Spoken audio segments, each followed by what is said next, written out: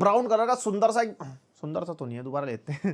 तो भाई हमारे पास finally Acer Predator Helios Neo 16 2024 आ चुका है। आ रहा है। अब भाई 14 जनरेशन प्रोसेसर के अलावा और क्या नया है इसके अंदर? 2024 है भाई, एआई वाला मामला, डेडिकेटेड विंडोज को पायलट की कीज लैपटॉप में हमारे को मिल जाती है। ऊपर से डिस्प्ले में भी इंप्रूवमेंट है, sRGB से DCI-P3, ब्राइटनेस के नंबर में भी इंक्रीमेंट, और भाई डिजाइन यहाँ पे लाइटें वाइटें ऐड कर दिए लोगों के अंदर।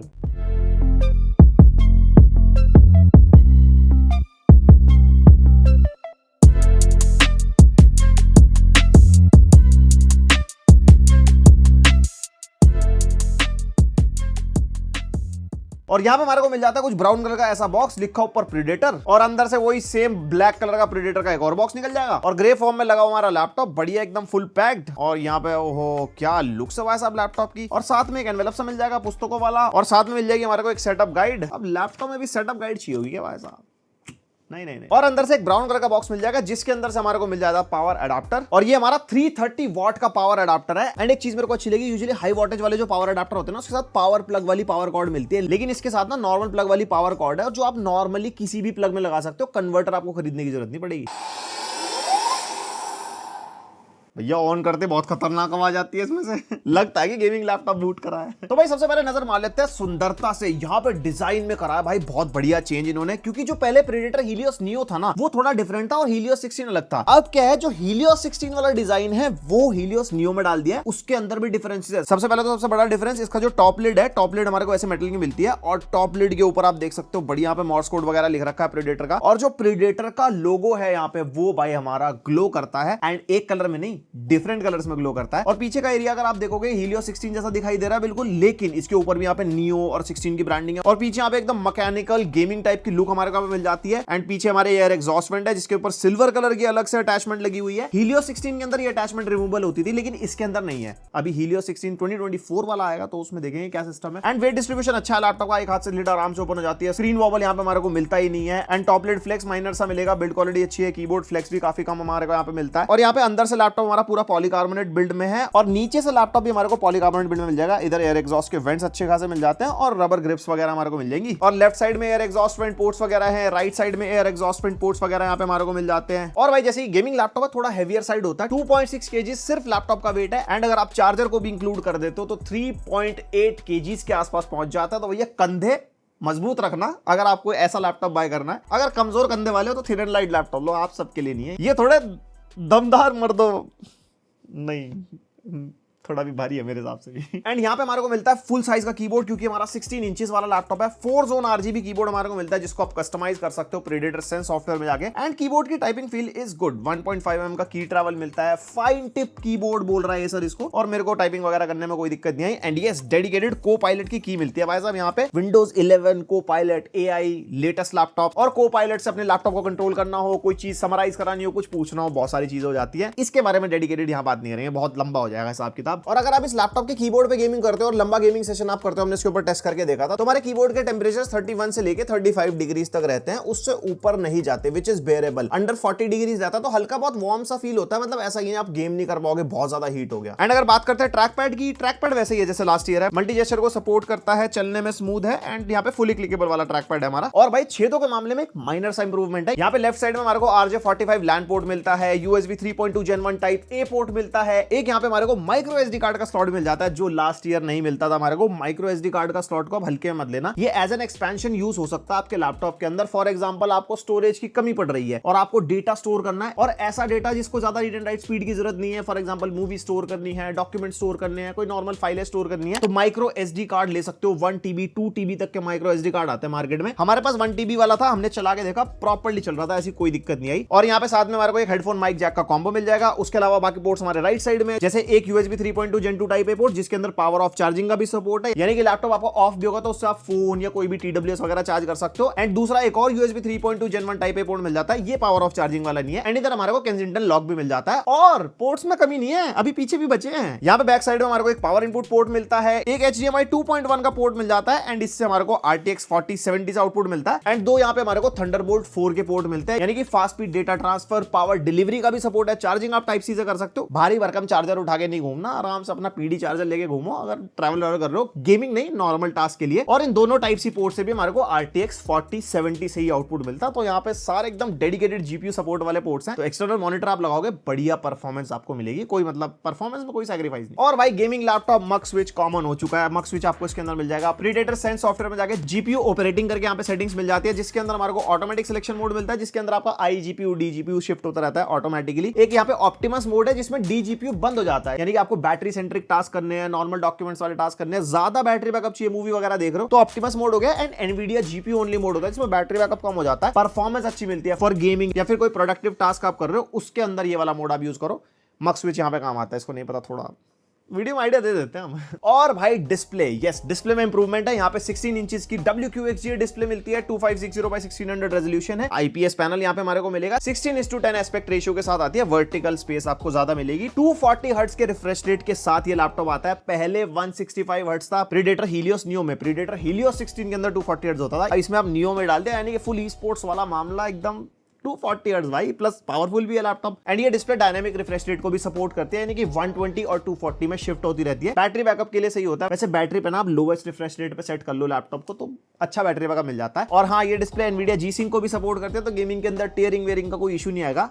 V-Sync अगर आप ऑन नहीं भी करते हो, G-Sync का वहां पे फायदा होता है। एंड कलर गैमेट यहाँ पे हमने अपने डिवाइस से टेस्ट किया था। 100% sRGB, 88% Adobe RGB, 99% DCI P3, 100% D आप मान लो, एंड 86% NTSC हो गया। ब्रांड ने प्रीडेटर हीलियोस नियो सीरीज के अंदर भी DCI P3 colour gamete add कर दिया, विच इज वाइडर। एंड जो कंटेंट क्रिएटर्स लोग होते हैं जिनको कलर्स पे ज्यादा काम करना होता है, डिस्प्ले उनके लिए काफी बेनिफिशियल है। और यहाँ पे ब्राइटनेस के अंदर भी नंबर बढ़ चुका है। पहले 400 निट्स की ब्राइटनेस थी, अब 500+ निट्स की, टू बी स्पेसिफिक 516 निट्स निकल गई। अच्छी खासी ब्राइट डिस्प्ले है, मतलब इंडोर में आप यूज करो, इवन आउटडोर में भी यूज करोगे ना तो मतलब डिस्प्ले यूजेबल रहती है। एंड यस, HDR का कोई सपोर्ट नहीं है, वो होना चाहिए था। अगर वो भी होता तो, वैसे वो लास्ट ईयर भी नहीं था, डाल सकते थे थोड़ा एज एन इंप्रूवमेंट, हो सकता है अगले साल आ जाए। बाकी आपको फोटो एडिटिंग करनी है, वीडियो एडिटिंग करनी है, कुछ कलर ग्रेडिंग वाले टास्क करने हैं, डिस्प्ले में कोई दिक्कत नहीं है। कंटेंट वगैरह आप देखते हो, कलर्स वगैरह काफी बढ़िया दिखाई देते हैं, तो उसके अंदर भी मेरे को कोई ऐसा इशू नहीं हुआ डिस्प्ले को लेके। एंड जैसे कि ऐसा प्रीडेटर लैपटॉप है तो प्रीडेटर सेंस सॉफ्टवेयर यहाँ पे हमारे को मिलता है, वही सारी चीजें मिलती है, जैसे आप डिफरेंट मोड सेलेक्ट कर सकते हो, फैन की स्पीड वगैरह सेट कर सकते हो। उसके अलावा मक्स वगैरह आपको बता चुका हूँ, बैटरी वगैरह के ऑप्शन मिल जाते हैं, जैसे नॉर्मली प्रीडेटर सेंस होता है वही है, कुछ ऐसा नया नहीं है इसके अंदर। और ये इसका वेबकैम टेस्ट है, माइक भी लैपटॉप का यूज हो रहा है। 720p वाला वेबकैम हमारे को इसके अंदर मिलता है। मेरे हिसाब से अब 1080p मिनिमम हो जाना चाहिए। बट यस, वेबकैम की क्वालिटी कैसी लगी आप बताओ मेरे को थोड़ा ऐसा लग रहा है जैसे पेस्टल टाइप के जैसे बना देता है ना, कुछ नकली टाइप के हिसाब किताब, वैसी फीलिंग आ रही है। मीटिंग्स वगैरह आपको लेनी हो या कुछ नॉर्मल टास्क वगैरह करना हो, वेबकैम वहां पे काम आ जाएगा।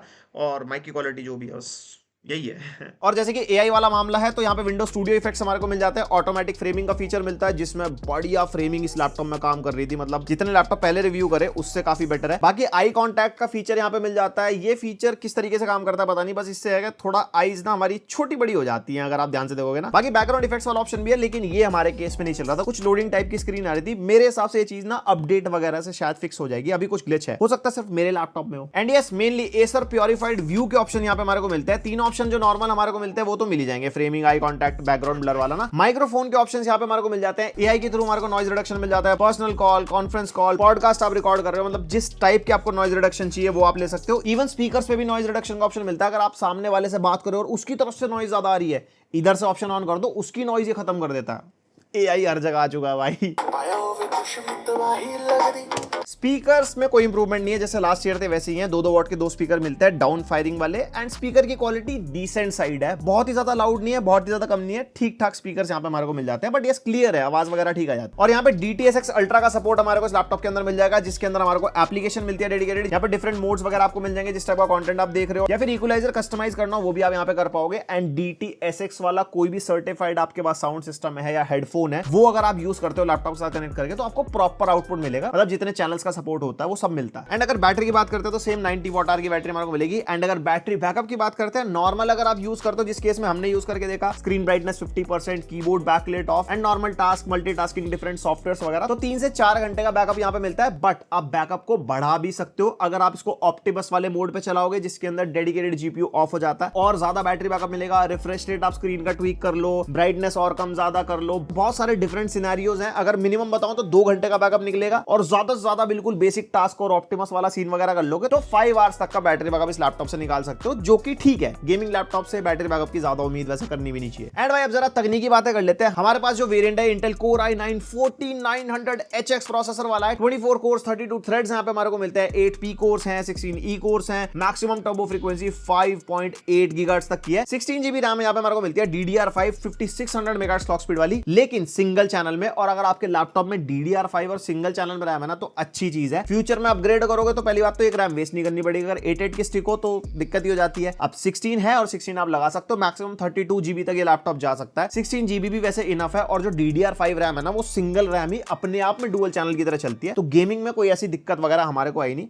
परफॉर्मेंस अभी दिखाता हूं वैसे। और भाई जैसे कि HX सीरीज का प्रोसेसर है, HX सीरीज के अंदर आपको भाई डेस्कटॉप लेवल वाली परफॉर्मेंस मिलती है लैपटॉप के अंदर। एंड इंटेल की 14 जनरेशन है, हाइब्रिड आर्किटेक्चर बेस्ड है। यहाँ पे P कोर्स मिलते हैं हमारे को, E कोर्स में मिलते हैं। P कोर्स हमारे परफॉर्मेंस कोर्स हो गए, जैसे आपको कोई प्रोडक्टिविटी कर रहे हो, आप गेमिंग कर रहे हो, वहां पे P कोर्स असाइन हो जाते हैं। एंड नॉर्मल कोई मल्टी थ्रेडेड टास्क कर रहे हो, कोई क्रोम में आपने डिफरेंट टैब्स खोल रहे कुछ है, वहां पे आपके एफिशिएंसी कोर्स यूज में आता है। एंड ये P core E course separately divide करने का फायदा पता क्या हुआ, हमारी बैटरी काफी एफिशिएंटली चलती है, क्योंकि जिस चीज में हमारे को P कोर की नीड नहीं है वहां पे E कोर असाइन होंगे जो लो पावर्ड होते हैं थोड़े। एंड जहां पे हाई एंड टास्क करोगे वहां पे P कोर असाइन हो जाएंगे। एंड ये असाइन कैसे होते हैं, प्रोसेसर को कैसे पता चलता है भाई, उसमें काम आता है इंटेल का थ्रेड डायरेक्टर, जो हमारे कोर्स को टास्क असाइन करता है काफी ऑप्टिमली। और यहाँ पे हमारे पास RTX 4070 वाला वेरिएंट है, 8GB VRAM के साथ ही आता है, प्रॉपर 140 वॉट TGP के साथ आता है, और 1TB की Gen 4 SSD हमारे को इसके अंदर मिलती है, जिसकी रीड एंड राइट स्पीड आप अपने सामने देख सकते हो। एंड RAID 0 का भी सपोर्ट है, यानी कि आप डुअल स्टोरेज में इसको यूज करोगे तो तगड़ी रीड एंड राइट स्पीड मिलती है हमारे को RAID 0 के अंदर ना।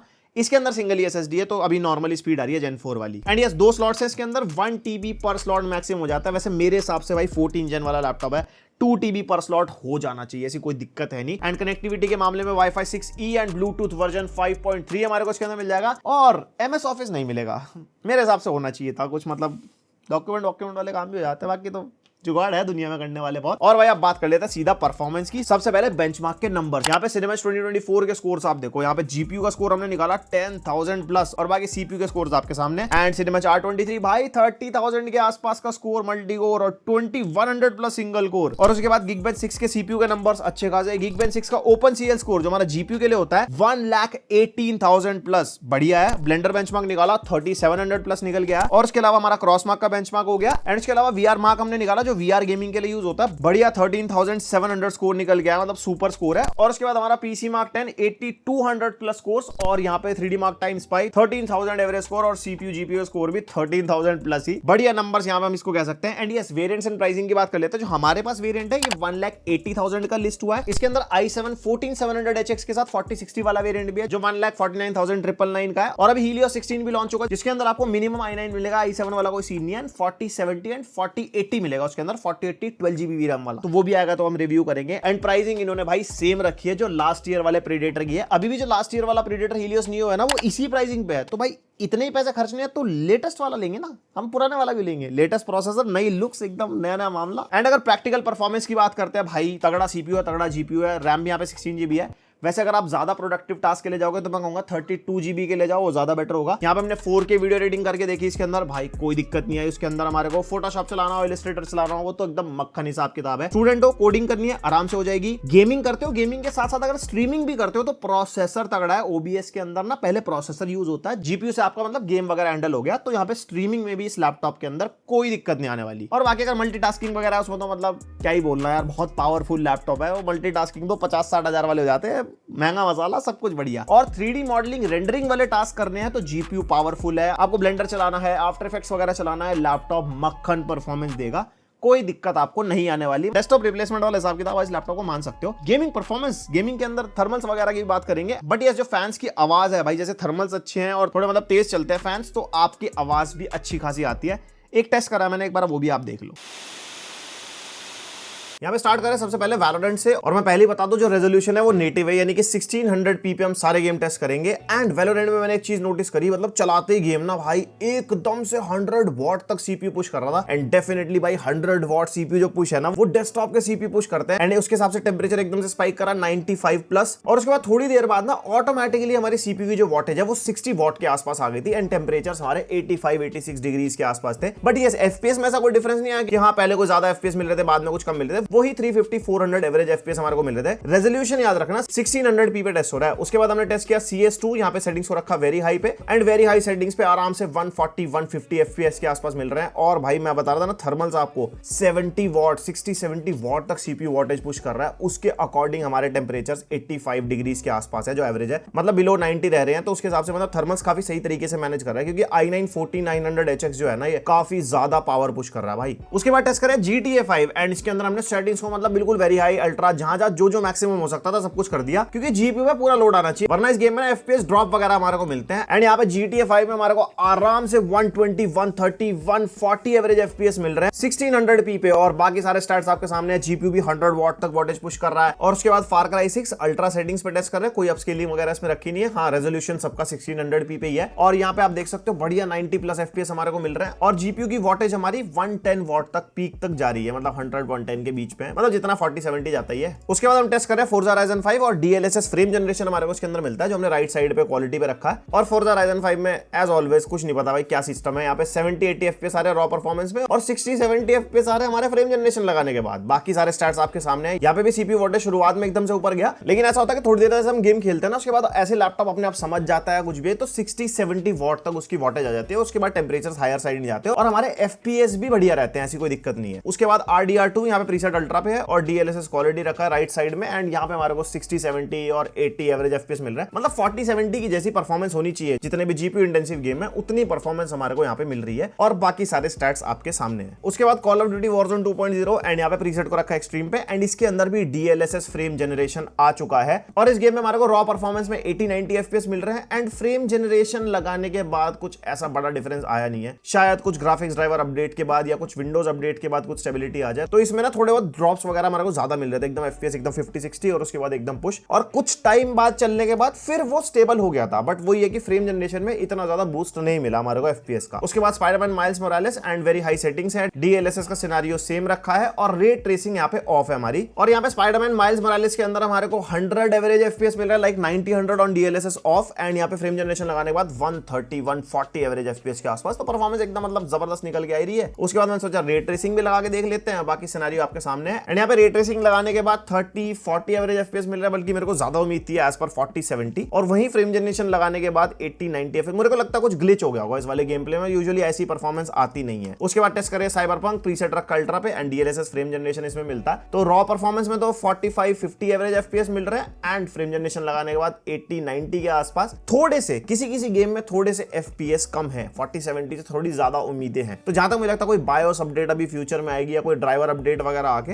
ये स्टेबल हो जाएगा। उसके बाद रे ट्रेसिंग को अल्ट्रा पे रखा, और अल्ट्रा पे रॉ परफॉर्मेंस में तो भैया अच्छे प्लेबल एफपीएस नहीं मिलते, ऑब्वियस सी बात है, हमारे को पता ही है। लेकिन फ्रेम जनरेशन लगाने के बाद आराम से 70 एवरेज एफपीएस मिल रहा है, जो कि प्लेबल है। उसके बाद टेस्ट करें हॉगवर्ट्स लेगेसी, प्रीसेट रखा अल्ट्रा पे, और अल्ट्रा पे हमारी रे ट्रेसिंग भी अल्ट्रा हो जाती है, और इसमें फ्रेम जनरेशन हमारे को मिलता है, जो वही एक तरफ क्वालिटी पे है। एंड यहाँ पे भाई हॉगवर्ट्स लेगेसी में अच्छी परफॉर्मेंस मिली, लाइक 60-70 एवरेज एफपीएस नॉर्मली, मतलब रॉ परफॉर्मेंस में, और 100+ फ्रेम जनरेशन लगाने के बाद, और बढ़िया जीपीयू 120 वॉट तक पुश ले रहा था, और परफॉर्मेंस अच्छी निकल के आ रही थी। और उसके बाद last of us preset ultra DLSS मिलता है इसके अंदर हमारे को, जिसके अंदर हमने सेम सिनेरियो रखा है 48-50 average FPS on raw performance, and 60+60-65 के आसपास DLSS लगाने के बाद, एंड परफॉर्मेंस हमारे को यहाँ मतलब सही मिल रही थी। और उसके बाद लास्टली होराइजन फॉरबिडन वेस्ट, जिसकी बहुत डिमांड थी, वही ऐड करो, एकदम जीपीयू इंटेंसिव गेम है, प्रीसेट अल्ट्रा पे टेस्ट कर रहे हैं, और फ्रेम जनरेशन इसके अंदर हमारे को मिलता है, जिसको हमने क्वालिटी पे रखा है। एंड यहाँ पे गेम बहुत ज्यादा जीपीयू इंटेंसिव है, जैसे कि आप ग्राफिक्स वगैरह देख सकते हो, एकदम बढ़िया, एकदम 7 GB प्लस हमारा जीपीयू मतलब कंज्यूम हो रहा है। और यहाँ पे आप देख सकते हो हमारा जो रॉ परफॉर्मेंस है वो 40-45 एफपीएस है, एंड फ्रेम जनरेशन लगाने के बाद हमारे को ज्यादा जंप नहीं मिला, 10 एफपीएस का जंप मिला, जो नॉर्मल DLSS में मिलता है। और यहाँ पे जीपीयू की वॉटेज भी कम है फ्रेम जनरेशन वाले सिनेरियो में, लाइक 70 वॉट के आसपास। तो अब ये इनिशियल स्टेज में है गेम, इस पे कोई अपडेट्स वगैरह आएंगे, उसके बाद हम इसको आगे वाले लैपटॉप्स में और टेस्ट वगैरह करेंगे, तब जाके थोड़ी परफॉर्मेंस का अंदाजा हमारे को लग पाएगा। वैसे आप अंदाजा लगा सकते हो कि अगर RTX 4070 वाला लैपटॉप होगा आपके पास, तो प्लेबल फ्रेम्स पे आप इस गेम को खेल पाओगे, लाइक अल्ट्रा सेटिंग्स पे। बाकी अगर सेटिंग कम करोगे तो और ज्यादा एफपीएस आप निकाल सकते हो। तो भाई ये था पूरा review Acer Predator Helios Neo 16 2024। और अभी कंपैरिजन के लिए मेरे पास कुछ नहीं है, क्योंकि इस जनरेशन वाले इस प्राइस ब्रैकेट के लैपटॉप ने रिव्यू नहीं करे। वैसे Lenovo Legion भी लॉन्च हो चुका है, मेरे को बहुत डिमांड मिल रही है, तो हम उसका भी रिव्यू करेंगे जल्दी, और बताएंगे आपको कि क्या हिसाब किताब है, वो कैसा परफॉर्म कर रहा है, इसके कंपैरिजन वगैरह में कैसा है। एंड अगर आपको एसर प्रेडेटर हीलियोस नियो ही बाय करना है, तो लास्ट जनरेशन वाला सेम प्राइस पे, ये वाला भी सेम ही प्राइस पे, with latest looks, latest processor, better performance, better display, तो डेफिनेटली आप इसके लिए जा सकते हो अगर आपका 1.5 i7 4060 और 1.8 i9 4070 वाला बजट है तो। बाकी आपके क्या थॉट्स है इस लैपटॉप के बारे में मेरे को कमेंट करके जरूर बताना। एंड और कौन कौन से लैपटॉप का रिव्यू चाहते हो, थोड़ा गेमिंग पे आ जाते हैं, फोकस हो जाते हैं, मतलब थोड़ा नाराजगी चल रही है देख रहा हूं मैं कमेंट सेक्शन में। तो बस पसंद आई वीडियो तो लाइक मार देना, एंड ऐसा ही कंटेंट पसंद आता है तो सब्सक्राइब भी आप कर सकते हो, बेल आइकन पे ऑल। मिलते हैं नेक्स्ट वीडियो, तक के लिए बाय।